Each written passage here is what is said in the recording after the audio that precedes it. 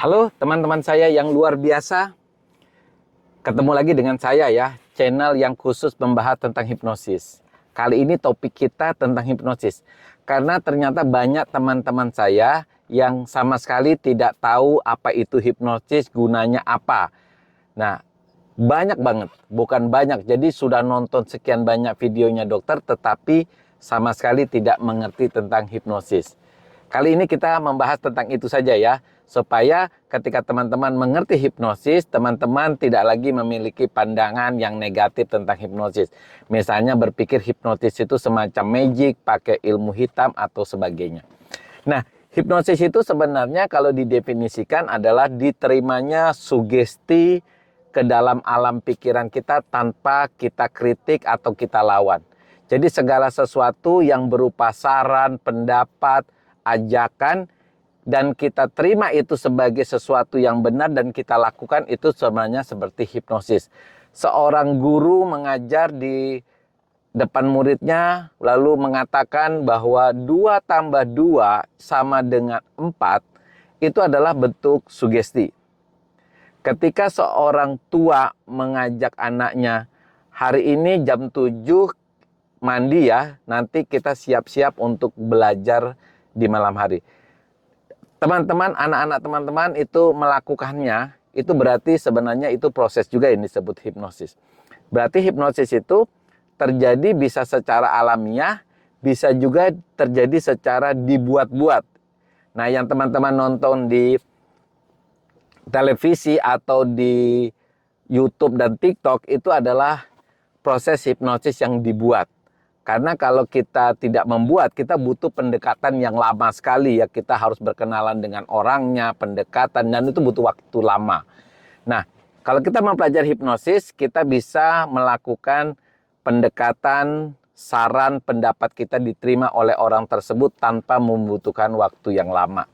Nah, teman-teman, di dalam dunia hipnosis kita mengenal istilahnya pikiran sadar dan pikiran bawah sadar.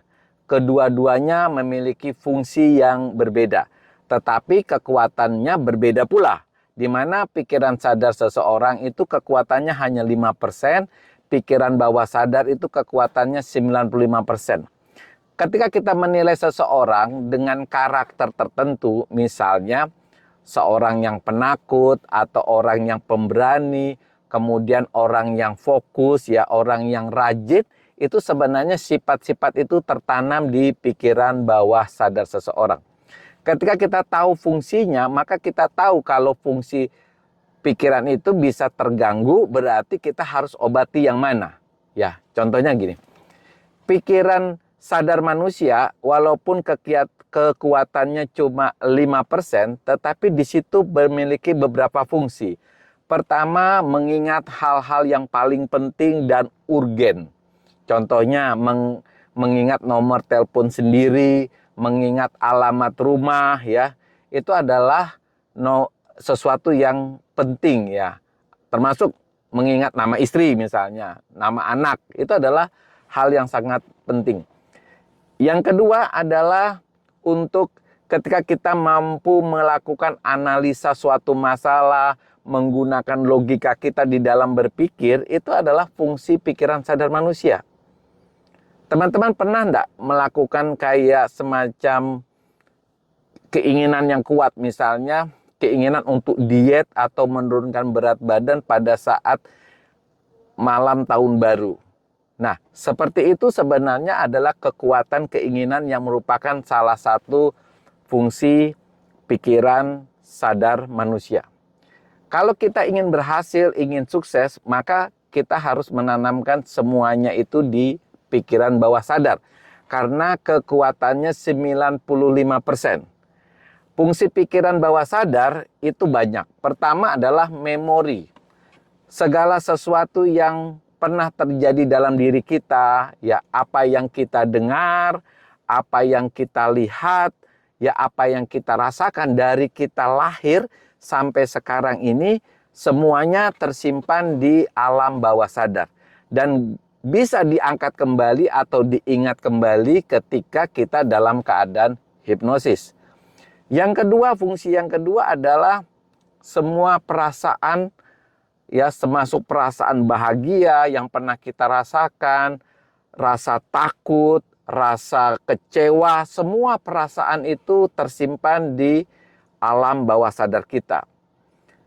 Fungsi yang ketiga adalah kebiasaan. Jadi kalau teman-teman memiliki kebiasaan atau refleks yang terjadi dengan sendirinya, seperti misalnya kita tiba-tiba gagap pada waktu kita kaget, atau kita memiliki kebiasaan yang kita anggap negatif, seperti ngupil atau mengangkat kaki sambil makan. Nah, ini kan kebiasaan.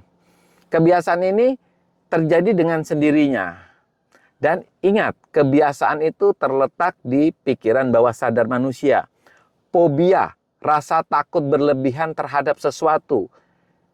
Ya misalnya, takut dengan kucing, takut dengan anjing kecil, takut dengan ketinggian, takut naik pesawat. Ini kan bentuk fobia. Nah, semuanya ini tersimpan di alam bawah sadar manusia. Ketika kita bisa mengubah makna dari apapun yang tersimpan di alam bawah sadar, maka hasilnya juga berbeda. Jadi, semua rasa takut kita, rasa kecewa kita, trauma kita, itu tersimpan di alam bawah sadar. Sehingga apapun kondisi yang ada di alam bawah sadar kita, itu kita bisa ubah kalau kita mengubah pikiran bawah sadar kita. Untuk mengubahnya itu banyak cara. Pertama, kita melakukan yang namanya hipnosis, atau kegiatan di mana kita masuk ke pikiran alam bawah sadarnya, lalu kita melakukan kegiatan hipnosis. Bisa berupa sugesti, melakukan reframing, melakukan pengkondisian gitu loh. Semuanya apapun bisa dilakukan di alam bawah sadarnya. Yang ketiga, kita bisa melakukan yang namanya afirmasi. Jadi afirmasi ini juga semacam mempengaruhi pikiran bawah sadar dan untuk mengubah sesuatu yang kita anggap negatif. Nah, afirmasi sendiri sebenarnya adalah pengucapan kalimat positif yang dilakukan berulang-ulang karena kita percaya ketika suatu kalimat secara konsisten diucapkan berkali-kali, secara konsisten ya, berkali-kali, itu kalimat itu akan menempel di pikiran kita, akan menjadi semacam kayak kepercayaan atau keyakinan, dan itu bisa mengubah hidup kita. Contohnya gini, ketika kita misalnya sering nyeri dada ya, nyeri dada karena kita berpikir bahwa kita memiliki kondisi penyakit paru-paru atau jantung. Tetapi kita sudah melakukan pengecekan jantung, pengecekan ronsen, semuanya normal. Tetapi rasa sesak, rasa sakit di dada tidak bisa hilang. Nah, kita bisa melakukan yang namanya afirmasi. Jadi afirmasi kita lakukan seperti ini. Kalimatnya ya, sekarang aku memiliki dada yang sehat. Ya, karena aku yakin paru-paruku, jantungku sehat, berarti aku bisa bernapas dengan lega. Aku merasa dadaku terasa nyaman sekali.